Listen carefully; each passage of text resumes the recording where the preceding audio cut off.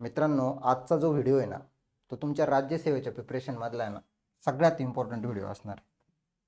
त्याचं कारण असं आहे, आता तुम्ही सगळ्यांनी ऐकलेलं असेल की इलिमिनेशन टेक्निक वगैरे इलिमिनेशन टेक्निक, पण ह्या इलिमिनेशन टेक्निकबद्दल आहे ना, बरेच सारे गैरसमज आहे मार्केटमध्ये, म्हणजे मुलांमध्ये. ही टेक्निक आहे ना, कोणी पूर्णपणे समजून सांगत नाही, ही वर्क कशी करते. ऑल ऑफ द अबावचे टेक्निक सगळं सांगते, सगळेच सांगतात. प्रत्येक व्हिडिओमध्ये कोणी पण हे सांगतं. पण एक्झॅक्टली इलिमिनेशन टेक्निक वर्क कशी करते ना, हे कोणी सांगत नाही. आता बघा, राज्यसेवेला शेवटचे 60 दिवस बाकी आहे आणि ऑब्जेक्टिव्ह राज्यसेवा होण्याचे शेवटचं वर्ष हे सगळ्यांना माहिती आहे. बऱ्याच मुलांच्या आहे ना दरवर्षी, आता ज्याचा चांगला अभ्यास आहे त्याचा 100 पर्यंत स्कोर आरामात येऊन जातो. पण 100च्या पुढे जे मेरिट क्रॉस करण्यासाठी जे 5, 6, 8, 10 मार्क्स लागताना तिथं कुठेतरी विद्यार्थी कमी पडतो आणि त्याच्यामुळे त्याचा प्रिलिम्सचा रिझल्ट येत नाही. ठीक आहे. दरवर्षी राज्यसेवेच्या परीक्षेमध्ये 10 ते 12 क्वेश्चन असे असताना ते पूर्णपणे लॉजिकल बेस सॉल्व्ह करायचे असतात. पूर्णपणे एलिमिनेशन टेक्निक बेसवर असतात ते तुम्हाला स्टँडर्ड सोर्सेसमध्ये शक्यतो भेटती नाही. आणि तेच क्वेश्चन तुम्ही पास होणार आहे का नाही हे ठरवतात. ज्या मुलांना ह्या टेक्निक माहीत असतात, ज्यांचा हा लॉजिक डेव्हलप झालेला असतो ना, ते मुलं हे क्वेश्चन आरामात टॅकल करता. यातले 7, 8 ते 9 क्वेश्चन बरोबर येतात त्यांचे, आणि ते 18 मार्क्स आपल्यापेक्षा पुढं असतात. 18 ते 20 मार्क्स. आणि आजच्या या व्हिडिओमध्ये त्याच गोष्टी आपण डिस्कस करणार आहे का ज्या तुम्हाला आहे ना, तुमचं काय म्हणतात त्याला, जीवन बदलून टाकतील. कारण पास होणं म्हणजे ही खूप मोठी गोष्ट राहते. राज्यसेवा जेव्हा प्रिलिम पास होता तुमचा कॉन्फिडन्स नेक्स्ट लेवलला निघून जातो. आणि जेव्हा फेल होतो ना मित्रांनो, 1 वर्ष आपलं वाया जाताना आपण त्या फेल्युअरमधून लवकर बाहेर येऊ शकत नाही. ठीक आहे, चला स्टार्ट करू. आता ह्या टेक्निकबद्दल पूर्ण डिटेलमध्ये बघू आपण, महत्त्वाच्या गोष्टी बघू काय काय आहे टेक्निकमध्ये. ठीक आहे. आता बघा, मुलांच्या मनामध्ये सगळ्यात मोठा गैरसमज काय माहिती आहे का, इलिमिनेशन टेक्निक म्हणजे काय, माहीत नसलेला क्वेश्चन कसा सोडवायचा म्हणजे इलिमिनेशन टेक्निक, हा सगळ्यात मोठा गैरसमज. हे तर आहेच रे, माहीत नसलेला क्वेश्चन हा सोडवायचा इलिमिनेशन टेक्निकने सोडवायचा असतो. पण ही मिसअंडरस्टँडिंग झालेली, फक्त याच्यासाठीच इलिमिनेशन टेक्निक वर्क करते, तसं नाही आहे. इलिमिनेशन टेक्निक हा माहीत असलेला प्रश्न पण सोडवण्यासाठी वापरायची असते. अर्धवट माहीत असलेला म्हणजे जिथं 2-4 विधानांचं एखादा प्रश्न आहे ज्याच्यामध्ये 4 स्टेटमेंट दिलेले आणि तुम्हाला फक्त 2च स्टेटमेंट माहिती आहे आणि 2 स्टेटमेंटवरून उत्तर निघत नाही, तिथं कन्फ्युजन झाल्यावर ही टेक्निक कशी वापरायची असते, उत्तर कसं काढायचं असतं, याचा हा खरा यूज आहे एलिमिनेशन टेक्निकचा. माहीत असलेला क्वेश्चन लवकर आणि कमी कन्फ्युजन होता कसा सॉल्व्ह करायचा, हा यूज आहे खरा एलिमिनेशन टेक्निकचा. आता ते पुढे जेव्हा मी क्वेश्चन घेईल ना, त्याच्यातून तुम्हाला क्लिअर होईल त्या गोष्टी. ठीक आहे, आता स्टार्ट करू. बघा, पहिल्या क्वेश्चन मध्ये तुम्हाला कळून जाईल का ही एलिमिनेशन टेक्निक वर्क कशी करते. आता बघा, पहिला प्रश्न. आता जे प्रश्न जे सॉल्व्ह करायचे असताना ते सगळेच आपण जे MPSC साठी वाचलेले त्यातले नसतात. कधी कधी प्रश्न जे सॉल्व्ह करायचे असतात ते जनरल सेन्सवर पण सॉल्व्ह करायचे असतात मित्रांनो. म्हणजे आपण लहानपणापासून, आता सगळे आपण ग्रॅज्युएट झालेले आहोत, आपण पर्यावरण हा विषय लहानपणी शिकलेला असतो. म्हणजे ज्या ज्या गोष्टी आपण बघितलेल्या असत्या लहानपणी शाळेत शिकलेल्या असतात त्या त्या बेसवर पण बरेच क्वेश्चन सुटतात. आता हा क्वेश्चन बघा कसा सॉल्व्ह करायचा, एलिमिनेशन टेक्निकने मी सॉल्व्ह करतोय. हा प्रश्न दिलेला आहे बघा, हा राज्यसेवेचा प्रश्न आहे, 2018चा प्रश्न आहे हा. याच्यामध्ये काय म्हटलेलं होतं, खालीलपैकी मानवी परिणामांमुळे जागतिक हवामानात बदल होतो. ठीक आहे, हा प्रश्न विचारलेला आहे. नवीन मुलं काय विचार करता माहिती आहे का, असा जेव्हा तुमच्या वाचण्यात आलेला डेटावर क्वेश्चन येतो ना, ते पुढचं वाचत बसत नाही आणि असे 4 स्टेटमेंट बघून घाबरून जातात आणि तो क्वेश्चन स्किप करून पुढे निघून जातात. पण हे फुकटचे 2 मार्क्स असतात, फुकटचे. आणि हेच तुम्हाला पास होणार आहे की नाही हे ठरवतात बरं का, 1-2 मार्क्स. म्हणजे 0.25 वरून रिझल्ट गेलेले मुलं मी बघितले. मी स्वतः त्याचं एक्झाम्पल आहे. 2018ला माझा UPSCचा रिझल्ट 0.25 मार्क्सने गेला होता. ठीक आहे, त्याच्यामुळे हे 2 मार्क खूप महत्वाचं, म्हणजे खूप महत्वाचा रोल राहतो त्यांचा. आता बघा हा क्वेश्चन मी कसा टॅकल करेल. काय म्हटलेलं आहे, खालीलपैकी कोणत्या मानवी परिणामामुळे जागतिक हवामानात बदल होतो. ठीक आहे, असा क्वेश्चन आहे. मी जनरल सेन्सवर क्वेश्चन सोडवतोय. विधानामध्ये म्हटलेलं आहे की 8,000 वर्षापासून होणारी जंगलतोड. ठीक आहे, अरे आपण लहानपणापासून हा अभ्यास करत आलोय का जंगलतोड, जंगल कमी होत आहे त्याच्यामुळे हवामानात बदल होतोय, पावसाची अनियमितता वाढते, कधी पण पाऊस पडतोय, त्याचं कारण काय, जंगल कमी होत आहे त्याच्यामुळे हवामानात बदल होतो. ह्या जनरल सेन्सवर मी काय करतो, पहिलं स्टेटमेंट बरोबर मानतो. ठीक आहे, बरोबर आहे, ते लगेच कळतं आपल्याला की ते स्टेटमेंट बरोबर आहे का. 8,000 वर्षापासून जी होणारी जंगलतोड आहे त्याच्यामुळे हवामानात बदल होणार आहे. आणि ते कोणामुळे होतंय, मानवी परिणामामुळे. मानव करतो ना जंगलतोड, ठीक आहे. मग मी बघतोय ए जर बरोबर आहे तर खाली मी चेक करतोय इथं ए दिलेला आहे का, नाही, हा मी इलिमिनेट करतो. इथं ए दिलेला आहे का, हा इलिमिनेट करतो. इथं बघतो ए दिलेला आहे का, नाही, इथं पण नाही दिलेला, हा इलिमिनेट करतो. मी डायरेक्ट उत्तरापर्यंत पोहोचतो. नवीन विद्यार्थी काय करता, अ बरोबर आहे लगेच दुसरं वाचायला सुरुवात करता, ब विधान. अरे ते विधानं वाचायची सुद्धा गरज नाही, तिन्ही पण विधानं फक्त अ वरून उत्तर निघते बघा. याच्यामध्ये नाही हा इलिमिनेट, याच्यात नाही हा इलिमिनेट, हा इलिमिनेट, डायरेक्ट उत्तरापर्यंत पोहोचता फक्त एका विधानामुळे, एक विधान माहीत असताना. नवीन मुलांची चुकी काय होती, हे वाचल्यानंतर हे वाचत बसता, ब आग आग आणि अतिचरण, मग त्याचा विचार करत बसता. एखादं कन्फ्युजिंग स्टेटमेंट आलं तर परत विचार करत बसता. त्याच्यामुळे काय होतं, कन्फ्युजन वाढतं आणि जे सोपे क्वेश्चन पुढे बरोबर येणारे असताना, म्हणजे जे पुढं क्वेश्चन पेपरमध्ये सोपे क्वेश्चन असताना ते सुद्धा चुकतात. का तर आपण खूप प्रेशराईज होतो तिथं अशा क्वेश्चन. एकदम सिंपल जायचंय, सिंपल जनरल थिंकिंग करायची. बघा फक्त एका विधानावरून डायरेक्ट तुम्ही उत्तरापर्यंत पोहोचताय. हे 3 विधानं वाचायची सुद्धा गरज नाही खालची, का त्याचा परिणाम आहे का नाही. एकावरून जर उत्तर निघतं हे कन्फर्म माहिती होतं मला, उत्तर निघतंय वरीलपैकी सर्व, याचा करेक्ट आन्सर आहे मित्रांनो. ही झाली इलिमिनेशन टेक्निक, म्हणजे एका विधानावरून उत्तरापर्यंत पोहोचणारे असे बरेच क्वेश्चन असतात. ठीक आहे, किती इझी बघा. तुम्हाला आज कळेल का यार, ही परीक्षाला आपण आहे ना खूप अवघड बनवून ठेवलेलं आहे. आणि त्याच्यामुळे काय होतं, आपला कॉन्फिडन्स डाऊन होतो, आपल्या मनामध्ये भीती निर्माण होते. आता पुढचा क्वेश्चन बघा, जनरल सेन्सने सोडवायचा आहे. हा क्वेश्चन विचारलेला होता, खालील वैशिष्ट्ये कोणत्या प्रदेशाची आहे. असा क्वेश्चन वाचल्यावर लगेच पुढं नाही जायचं, बघायचं क्वेश्चन मध्ये काय, कोणत्या प्रदेशाची. मुलं काय करतात, असं वाचताना लगेच यार हे काय वाचलेलं नाही, चला पुढे जाऊ, जे पुस्तकात मी वाचलेलं तेच क्वेश्चन मी आधी सोडून गेले, तसं नाही करायचं. बघा आता क्वेश्चन किती इझी बघा. काही विधानं दिलेले, वैशिष्ट्य दिलेले, ते विचारलेले ते कोणत्या प्रदेशाची वैशिष्ट्य आहे. इथं म्हटलेलं आहे जलवाहतुकीसाठी. जल, अरे पाण्याचा एरियावर काहीतरी म्हटलेलं आहे त्यांनी, जल म्हटल्यावर जलवाहतुकीसाठी उपयुक्त आहे. मी लगेच खाली ऑप्शन मध्ये येतोय, ठीक आहे. ए वरून मला अंदाज येतोय का हा पाण्याशी संबंधित आहे काहीतरी, जल शब्द दिलेला आहे इथं बघा, जलवाहतुकीसाठी. ठीक आहे, तर मी खाली बघतोय उत्तर भारतीय मैदान, ठीक आहे. मी म्हणतोय पठारी प्रदेश, खाली बघतोय मी किनारवर्ती प्रदेश, आला का समुद्र. ठीक आहे, किनारा कुठं असतो, किनारवर्ती प्रदेश कुठं असतो, समुद्र. मी डायरेक्ट उत्तर मारतोय. एका विधानावरून डायरेक्ट उत्तरापर्यंत पोहोचता मित्रांनो, हे 3 वाचायची सुद्धा गरज नाही. आणि असे दरवर्षी राज्यसेवेला असे खूप क्वेश्चन असतात. आता मी मी दाखवेल त्याचे उदाहरण तुम्हाला, किती क्वेश्चन्स असतात. हे असे क्वेश्चन सोडवायचे असतात, हे स्किप नसते करायचे माहिती का. हे असे उदाहरणं सोडवायचे असतात, हे स्किप नाही करायचे मित्रांनो, आणि हेच तुम्हाला पास करतात. आता जरी तुम्हाला ठीक आहे जलवाहतुकीसाठी कन्फ्युजन, खाली म्हटलेलं आहे बघा मासेमारी, हे जरी माहित नसलं सपोज तुम्हाला, आणि हे तिन्ही मधलं एक कोणतं तरी दुसरं माहिती मासेमारीसाठी. आता मासेमारी ही मैदानी प्रदेशात, तुम्हाला लगेच अंदाज येईल ना, मासेमारी म्हणजे समुद्राशी रिलेटेड असेल काहीतरी. खाली एक परत म्हटलेलं पर्यटकांसाठी आकर्षक, हे बीचेस वगैरे, म्हणजे प्रत्येक स्टेटमेंटवरून उत्तर निघतंय. बीच वगैरे कुठं असतं आकर्षक, किंवा इथं म्हटलेले नारळाचे झाडं किनारी प्रदेशात असताना डायरेक्ट उत्तरापर्यंत पोहोचतं. फुकटचे 2 मार्क्स आहे. किती सोपं आहे बघा. येणं कॉन्फिडन्स वाढतो.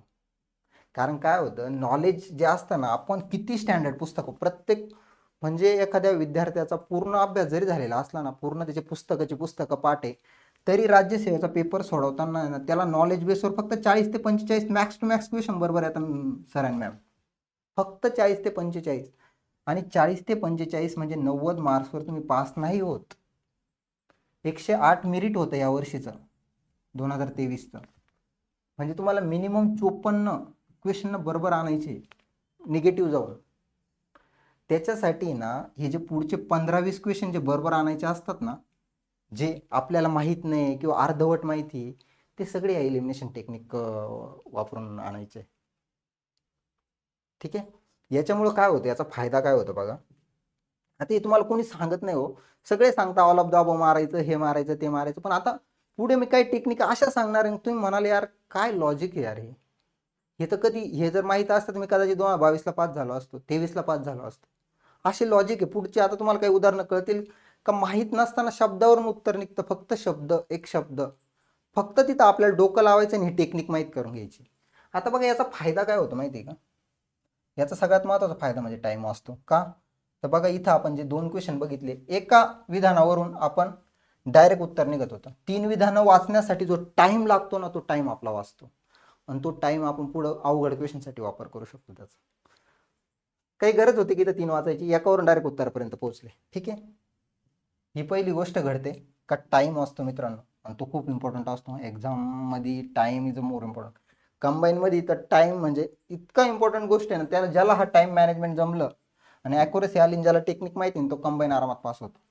सगळ्यात मोस्ट महत्वाचं कारण आहे का टाइम मॅनेजमेंट न जमल्यामुळे कंबाईन लोक फेल होतात, स्टुडंट फेल होतात. खूप येतं असतं पण टाइम मॅनेजमेंट जमत नाही. ह्या सगळ्या टेक्निक आहे टाइम वाचवायच्या, ॲक्युरेसी वाढवायची. पुढे काय होतं, तुमची ॲक्युरेसी वाढते का, आता तुम्ही एका स्टेटमेंटवरून डायरेक्ट उत्तरापर्यंत पोहोचण्याचा प्रयत्न करताय जे तुम्हाला कन्फर्म माहिती आहे. बाकीचे स्टेटमेंट वाचण्यामध्ये तुम्ही वेळ घालवत नाही, त्याच्यामुळे तुमची ॲक्युरेसी वाढते, सिली मिस्टेक कमी होता. काय कमी होतं, सिली मिस्टेक कमी होता तुमच्या, कारण कन्फ्युजन करून घेत नाही तुम्ही, एकदम सिम्पली जाताय, एकदम सिम्पली क्वेश्चनला टॅकल करताय. त्या सगळ्या गोष्टींमुळे काय होतं माहिती का, सगळ्यात महत्त्वाचा परिणाम म्हणजे तुमचा स्कोर वाढतो आणि तुम्ही पास होता मित्रांनो. बऱ्याच मुलांचं स्वप्न असतं का राज्यसेवा, आता बरेच स्टुडंट मला विचारतात राज्यसेवा पूर्व पास व्हायची करायची.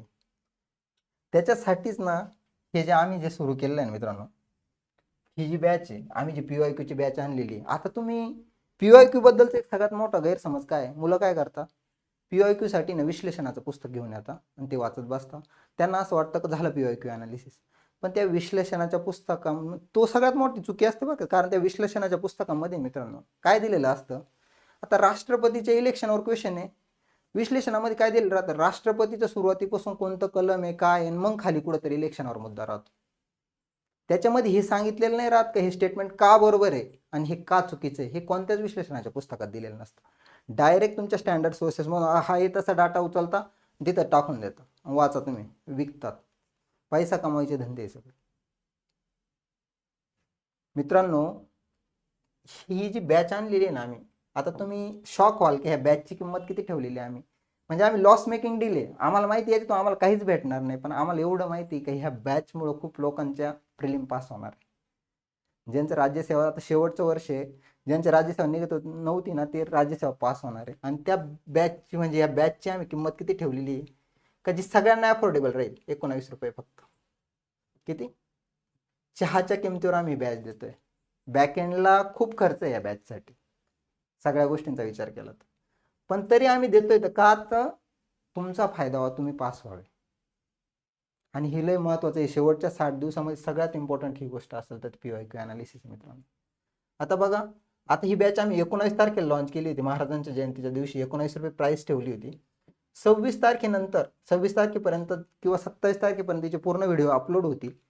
आणि 27 तारखेला या बॅचची जी मूळ फी आहे 399, ती मूळ फी आम्ही करणार आहे. पुढचे 2 दिवस आम्ही 19 रुपयेच ठेवणार आहे, कारण आम्हाला माहिती पहिल्या 2-3 दिवसात 2,000 मुलांनी ही बॅच घेतलेली. जे होतकरू ज्यांना याची किंमत कळली ना, ज्यांनी व्हिडिओ बघितले ना, तो जो व्हिडिओ आम्ही इंट्रोडक्टरी टाकला होता, त्यांना कळलं आणि त्यांनी घेऊन टाकली.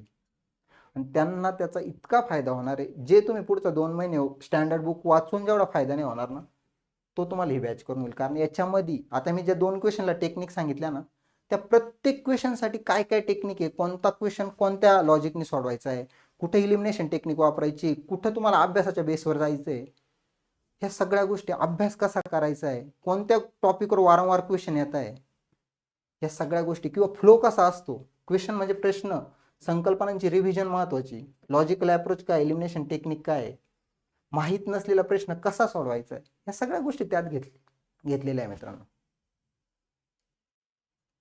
त्यामुळे जर बॅच जॉईन नसेल केली तर स्वाध्याय अकॅडमीचा ॲप जॉईन करा. काही शंका असेल त्या नंबरवर कॉल करा आणि बॅच घेऊन टाका. 19 रुपये किंमत आहे फक्त.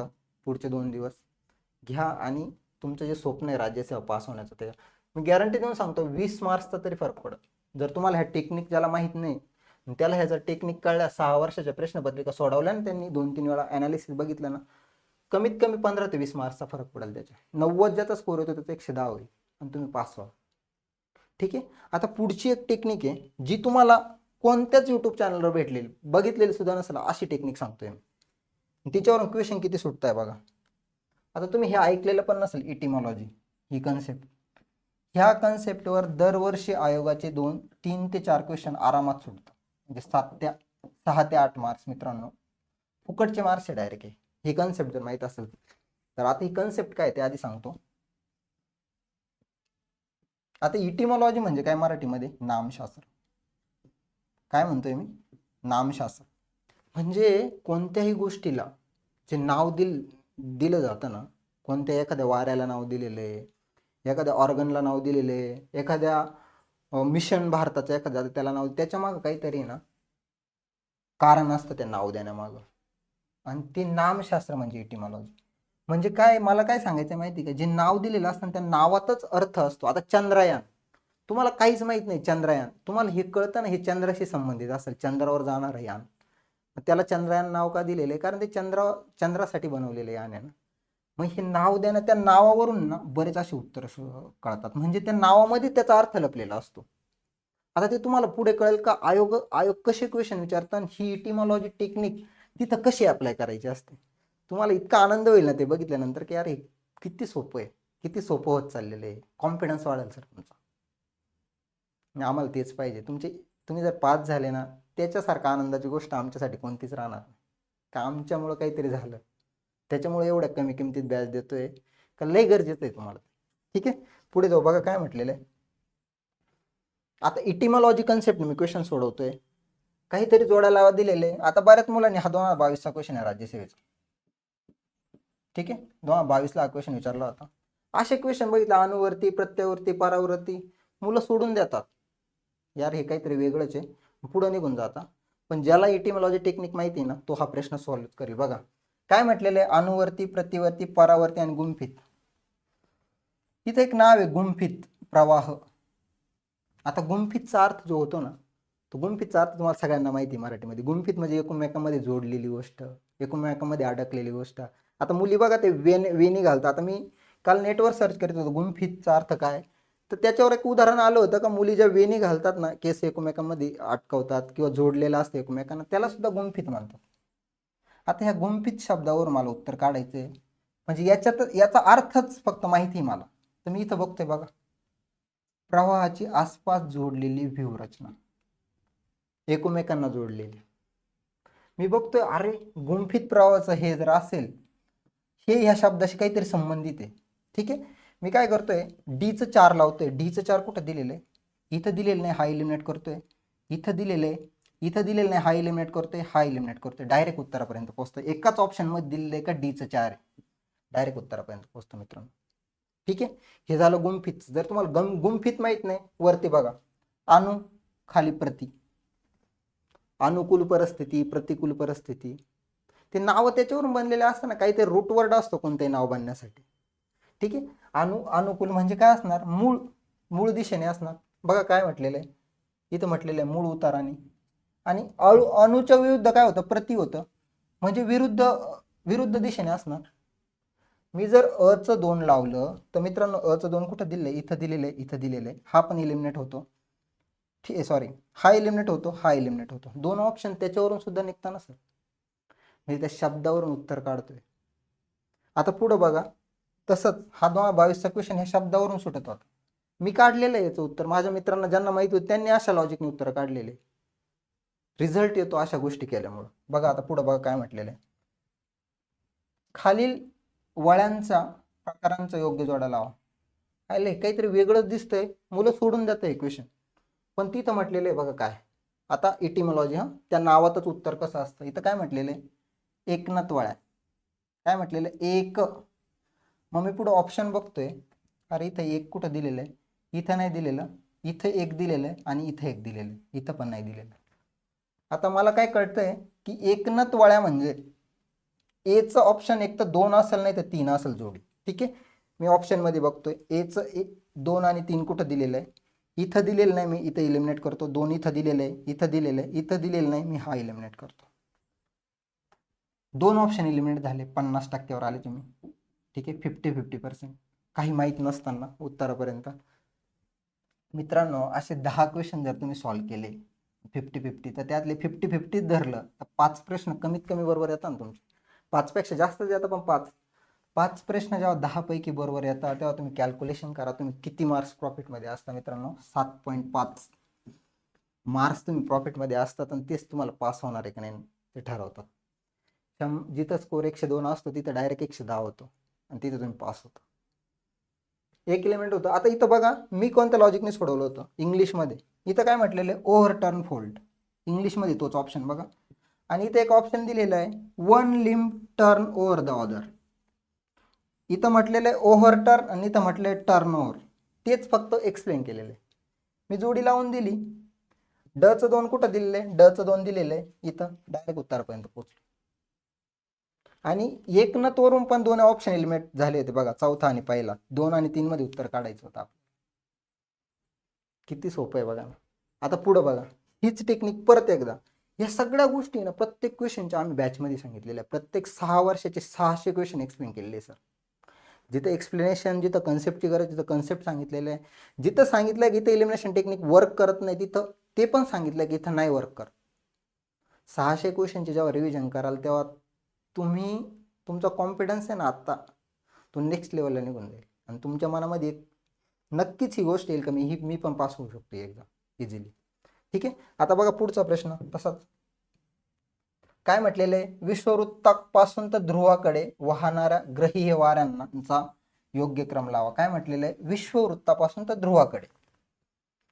म्हणजे ही पृथ्वी आपली. ठीक आहे. इथं विषुववृत्त आहे आपलं मध्यभागी. इथं आपला ध्रुव आहे. ठीक आहे. उत्तर ध्रुव याला म्हणतात आणि हा दक्षिण ध्रुव आहे. ठीक आहे. प्रश्नामध्ये काय म्हटलेलं आहे, विषुववृत्तापासून तर ध्रुवाकडे वाहणाऱ्या ग्रहीय वाऱ्यांचा प्रकार लावा. इथं ध्रुव आहे म्हणजे शेवटला हे ध्रुवावर वाहणाऱ्या वाऱ्यांचं हे आलं पाहिजे, बरोबर, ऑप्शन आला पाहिजे. कारण विषुववृत्ताकडून ध्रुवावर वाहणाऱ्या वाऱ्यांचा आपल्याला क्रम लावायचा आहे, बरोबर. आता इथं ऑप्शन बघा मित्रांनो, शेवटला ध्रुवीय वारे. आता ध्रुवीय वारे हे नाव एटिमॉलॉजी कन्सेप्ट इथं काय वर्क करते माहिती का. आता ध्रुवावर जे वारे वाहतात, ध्रुव, ठीक आहे, ध्रुवावर जे वारे वाहतात त्यांना ध्रुवीय वारे म्हणतात. का म्हणतात, कारण ते ध्रुवावर वाहतात. तुम्हाला माहित सुद्धा नाही तरी तुम्ही 2 ऑप्शन एलिमेंट करता. म्हणजे याचा अर्थ काय आहे, विषुववृत्ताकडून ध्रुवाकडे जायचंय म्हणजे शेवटला हे वारे येणार. असा ऑप्शन कोणता आहे की जिथं शेवटला ध्रुवीय वारे दिलेले, इथं दिलेले, इथं दिलेले, हा एलिमिनेट होतो, हा एलिमिनेट होतो. माहित नसताना पोहोचले का 50-50%. ठीक आहे. मग याच्यामध्ये तुम्ही काहीतरी एक जरी मारून दिला, असे 5-6 क्वेश्चन सॉल्व्ह केले तर 3-4 क्वेश्चन बरोबर आहेत. ठीक आहे. अशा लॉजिकने क्वेश्चन सॉल्व्ह. मला ही याचं उत्तर नाही सांगायचं तुम्हाला, पण तुम्ही इलिमिनेट कसं करताय, लॉजिक काय काय असतात त्या गोष्टी तुम्हाला मला सांगायचं. ठीक आहे. हे सगळं एक्सप्लेन बॅच मध्ये केलेलं आहे आम्ही आणि ती ऑलमोस्ट फ्री आहे. 19 रुपये म्हणजे फ्रीच आहे. ठीक आहे. पुढे जाऊ. पुढचा प्रश्न बघा. आता इथं नवीन टेक्निक. पहिली टेक्निक काय सांगितली, जनरल सेन्सवर क्वेश्चन कसे सोडवायचे. दुसरी सांगितली इटिमॉलॉजी, नावावरून प्रश्न कसे सोडवायचे. आता हा पार्ट 1 आहे. पार्ट 2 मध्ये आहे ना, मी जे अदर टेक्निक आहे ना, म्हणजे ऑल ऑफ द अबवचं लॉजिक काय असतं, मिनिमल रिजेक्शन काय असतं, त्याच्यावरून क्वेश्चन आन्सर कसं काढायचं असतं, एक स्टेटमेंट बरोबर असल्यावर एक चुकीचं कसं असतं, ह्या सगळ्या लॉजिक मी पार्ट 2 मध्ये घेईल. आता बघा याचं लॉजिक काय माहिती की इथून पुढच्या क्वेश्चनचं, हे 2022चे क्वेश्चन आहे. 2022चे जे क्वेश्चन आहे, आता हा क्वेश्चन 2022चा आहे. याच्यामध्ये ग्रामरच्या लॉजिकवरून क्वेश्चन काढायचे. म्हणजे क्वेश्चन समजून घेतला ना, ग्रामर समजलं ना, त्यातलं वाक्य रचनेवरून उत्तर निघतं. असे 3 प्रश्न आहे. 3 प्रश्न म्हणजे फुकटचे 6 मार्क, माहीत नसताना उत्तर आहे. आता बघा ग्रामरच्या बेसवर उत्तर कसं काढतो बघा. काय म्हटलेलं आहे, भारतात चंद्रशेखर आझाद आणि सरदार भगतसिंग यासारख्या क्रांतिकारकांनी हिंदुस्थान सोशलिस्ट रिपब्लिकन असोसिएशन नावाची संघटना कोठे स्थापन केली. तुम्हाला काहीच माहित नाही कोठे स्थापन केली काय वगैरे, पण तुम्हाला उत्तर काढायचं. तुम्हाला एवढं माहित असेल का ते भगतसिंग वगैरे ते दिल्ली पंजाब साईडचे होते. आता सिंगवरून एक आयडिया येऊन जाते का ते पंजाब साईडचे असणार. ठीक आहे. हे तर जनरल सेन्सनी कळतं, हे कोणालाही कळलं, तुम्हाला 5वीच्या मुलाला कळलं. ठीक आहे. आता बघा याच्यावरून काय म्हटलेलं आहे इथं, HSRA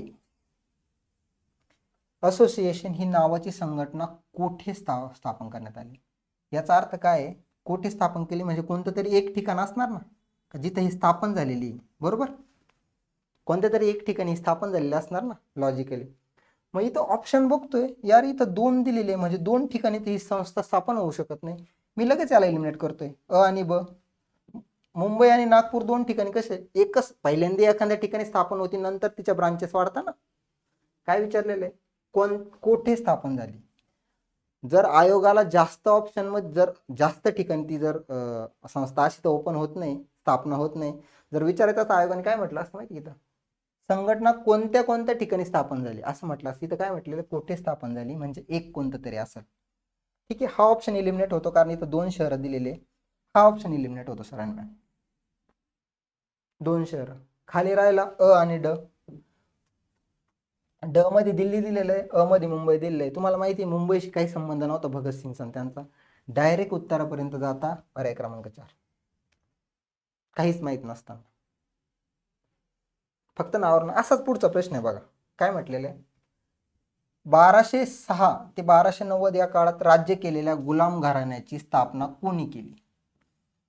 कोणीतरी एकच राजा असणार ज्याने ह्या घराण्याची स्थापना केली. कोणती डिनास्टी, आता मौर्य डिनास्टी, चंद्रगुप्त मौर्य घ्या किंवा राष्ट्रकुटा कुटा डिनॅस्टी जी स्थापन केली ते कोणी केली होती? दंती दुर्गाने केली होती. कोणता तरी राजा, एकच राजा असेल ना, आता ती स्थापना कोणी केली असं म्हटलेलं आहे. मग खाली ऑप्शन बघा, ए आणि सी, मोहम्मद गझनी, मोहम्मद घुरी. 2 असतील का? नाही, इलिमिनेट. बी आणि डी 2 असतील का? एकच कोणता तरी राजा असेल ना, इलिमिनेट. खाली राहिला ऑप्शन ए आणि सी. माहित नसेल उत्तर मारून द्या, कोणतं तरी बरोबर आहे. असे 6-7 क्वेश्चन बघतो, त्यातले तुम्हाला 10 क्वेश्चन मध्ये 5 उदाहरण दिलं, बरोबर झाले तर किती मार्क्स वाढतात तुमचे. ठीक आहे, आता अ मध्ये काय म्हटलेलं आहे, मोहम्मद गझनी, गुलाम घराण्याशी याचा काय संबंध नाही. आणि सी मध्ये काय म्हटलेलं आहे, कुतुबुद्दीन ऐबक, आणि हाच यानंच त्याची स्थापना केली होती म्हणजे पर्याय क्रमांक 4 याचं करेक्ट आन्सर आहे. आता हे मला माहिती म्हणून, पण इलिमिनेट तुम्हाला माहित नसताना करता येतो. तसाच परत एक पुढचा प्रश्न, हे 2022 चे प्रश्न आहे मित्रांनो, लय लांबचे प्रश्न नाही. आता इथे काय म्हटलेलं आहे, 18 जुलै 1947 रोजी ब्रिटिश पार्लमेंटने कोणत्या कायद्याला मान्यता दिली? काय म्हटले, कोणत्या कायद्याला? कोणता तरी एकच कायदा असेल ना त्या दिवशी स्थापन झालेला किंवा त्याला मान्यता मिळालेला. असं नाही म्हटले ना कोणकोणत्या कायद्यांना मान्यता दिली. काय म्हटलेलं आहे आयोगाने, कोणत्या कायद्याला मान्यता दिली. मेन्समध्ये हा अप्रोच खूप काम येतो बरं का. प्रिलिममध्ये ते येतोच, पण मेन्समध्ये पण येतो का तुम्ही ग्रामरवरून उत्तर काढताय, नुसतं शब्दाचा अर्थ कोणत्या कायद्याला, अरे एकच कायदा असणार. ऑप्शन बघा, ए आणि सी 2 कायदे असणार नाही, ए आणि डी 2 कायदे असणार नाही. खाली राहिला ए आणि बी, हा ऑप्शन वाचायचा सुद्धा नाही, फक्त ए आणि बी राहिला. ठीक आहे, ए आणि बी याच्यातून एक उत्तर असलं. इथं म्हटलेलं फाळणीचा कायदा आणि ती म्हटले स्वातंत्र्याचा कायदा. आता तुमचं हिस्ट्रीचा थोडा जरी अभ्यास असेल तर असं फाळणीचा कायदा नावाचा कायदा आहे का रे कुठं? नाही आहे ना, हा एलिमिनेट होतो. बी, बी कुठं दिले, पर्याय क्रमांक 4 हे याचं करेक्ट आन्सर आहे मित्रांनो. म्हणजे फक्त टेक्निक माहीत असताना तुम्ही इलिमिनेट करू शकता ना, तीच इलिमिनेशन टेक्निक तुम्हाला सांगायची. हे आता पार्ट 1 मध्ये मी एवढं सांगितलंय, पार्ट 2 मध्ये ना आता बॅच मध्ये तर मी सगळं सांगितलंय. राहुल सरांनी सांगितलेलं आहे, भूषण सरांनी पण इलिमिनेशन टेक्निक सांगितलेलं आहे. आम्ही सगळ्यांनी मेन्स दिले आहे, पूर्व काढलेले आहे, आम्हाला माहिती आहे टेक्निक वर्क कशा करतात आणि त्या तुम्हाला माहीत करून घ्यायच्या. कारण शेवटचं वर्ष आहे 24 मध्ये, नंतर पॅटर्न बदलणार आहे, डिस्क्रिप्टिव्ह होणार आहे. त्याच्यामुळे प्लीज पुढचे 60 दिवस आहे ना, previous year question paper analysis खूप व्यवस्थित करा मित्रांनो. अजून तुम्हाला कुठं चांगलं काही भेटत असेल तिथं करा, असं नाही म्हणत इथंच, पण याच्यावरून तुम्हाला कळेल ह्या सगळ्या टेक्निक तिथं सांगितलेल्या आहे व्हिडिओमध्ये, त्या बॅचेसमध्ये प्रत्येक प्रश्न घेऊन. ठीक आहे,